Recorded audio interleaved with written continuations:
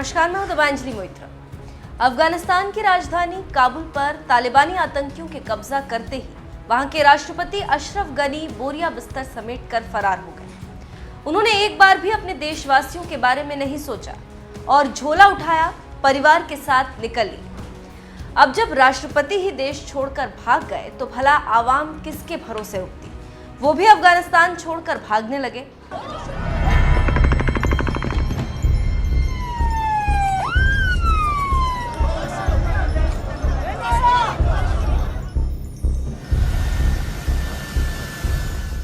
अशरफ गनी अपने देशवासियों को अल्लाह के भरोसे जिस तरह से छोड़कर भागे हैं, उनकी इस हरकत की पूरी दुनिया में आलोचना हो रही है। यहाँ तक कि अमेरिका के पूर्व राष्ट्रपति डोनाल्ड ट्रंप ने अशरफ गनी को धूर्त तक कह दिया।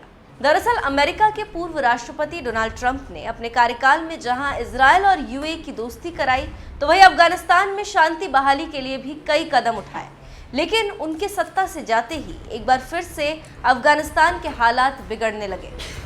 नए राष्ट्रपति जो बाइडेन ने वहां से अपनी सेना वापस बुला ली। फिर तो तालिबान को अफगानिस्तान पर कब्जा करना और भी आसान हो गया और बंदूक के बल पर पूरे अफगानिस्तान पर कब्जा भी कर लिया, जबकि अशरफ गनी डर कर भाग खड़े।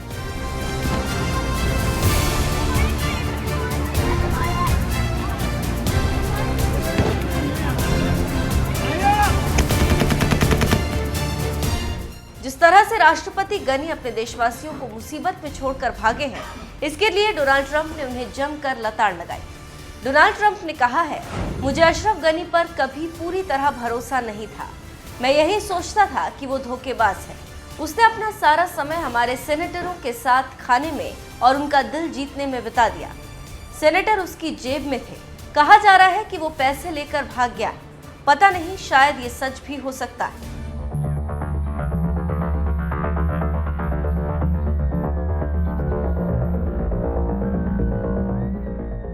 अफगानिस्तान के राष्ट्रपति अशरफ गनी के विदेश भाग जाने और उनकी सरकार गिरने के बाद रविवार को तालिबान ने जीत की घोषणा की, जिसके बाद कई देशों की तरह अमेरिका ने भी अपने नागरिकों और विदेशी सरकार से जुड़े कुछ अफगानों को अफगानिस्तान से निकालना शुरू कर दिया।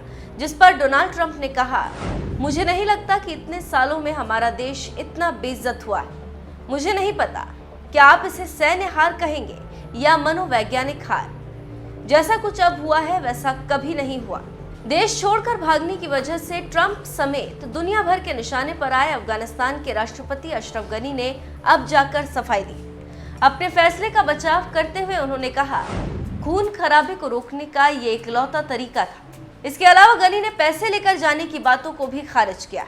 उन्होंने कहा कि मुझे तो जूते बदलने का मौका भी नहीं मिला था। अपना देश छोड़कर भागे अशरफ गनी इस वक्त यूएई में शरण लिए हुए, जबकि अफगानिस्तान पर तालिबान का कब्जा होने के बाद से ही वहां के हालात लगातार बिगड़ते जा रहे हैं। लोग बस किसी तरह से देश छोड़ना चाह रहे हैं। भारत भी अपने नागरिकों को वहां से निकालने में जुटा हुआ है। बहरहाल अफगानिस्तान पर तालिबान का कब्जा होने के बाद अब भारत किस तरह से इस नए अफगानिस्तान से तालमेल बैठाता है और कैसे रिश्ते होते हैं, ये देखने वाली बात होगी। वैसे इस मामले पर आपका क्या कहना है? क्या भारत को तालिबान शासित अफगानिस्तान से रिश्ता रखना चाहिए?